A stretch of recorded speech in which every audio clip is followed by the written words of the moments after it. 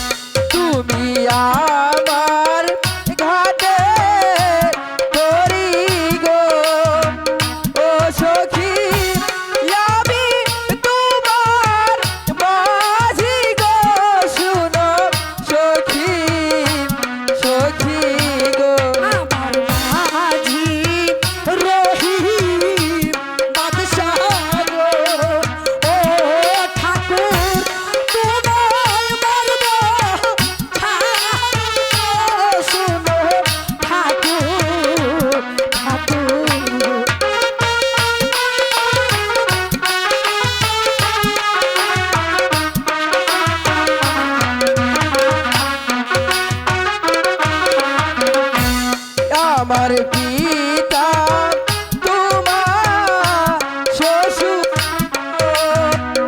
ও সখী আমি তোমার স্বামী গো শুনো সখী সখী গো আমার শ্বশুর নিরাশ পুরে গো ও ঠাকুর তোমায় রাখবে তুলাম গো শোনো ঠাকুর ঠাকুর মা গো মা ঠাকুর চলে গেল নাকি গো? না গো এখনো যায়নি গো। তুমি ওখানে কি করছো গো? তুমি কি গণনা করতে পারো? হ্যাঁ অবশ্যই পারি।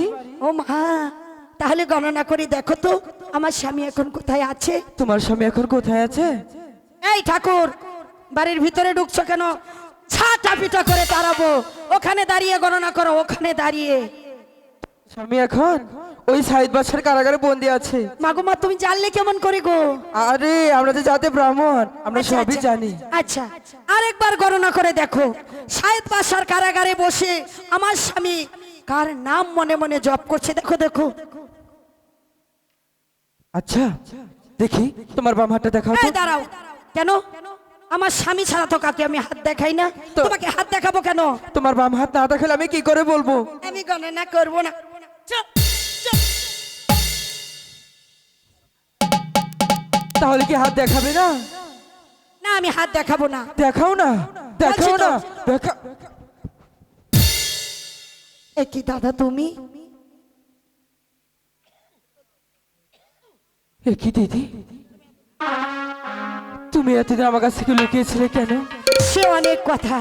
তোমাকে মানুষের মতো মানুষ করার জন্য 12 বছর আমি তোমার কাছ থেকে লুকিয়েছিলাম। আজ তোমার 12 বছর পূর্ণ হয়েছে, তাই তোমাকে নিয়ে আমি দেশ অভিমুখে যাত্রা করব।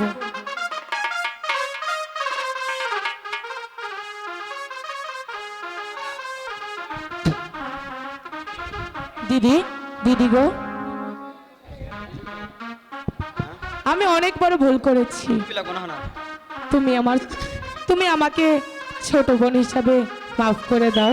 ঠিক আছে, আমি তোমাকে ছোট বোন হিসাবে মাফ করে দিলাম। শোনো রহিম, আমি বিনা কারণে তোমার সাথে অনেক খারাপ আচরণ বিধি করেছি, তুমি আমাকে ক্ষমা করে দাও। না না, আপনি তো আমাদের পিতৃ সমতুল্য, আপনাকে ক্ষমা করে দিয়েছি।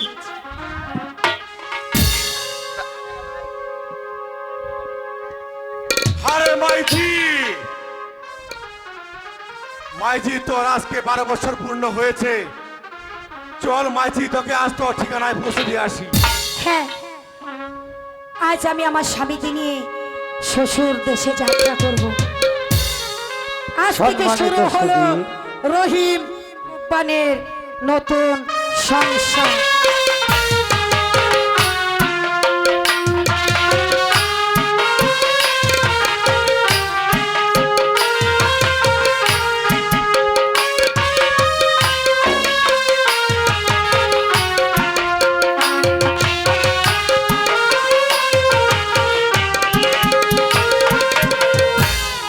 ধন্যবাদ।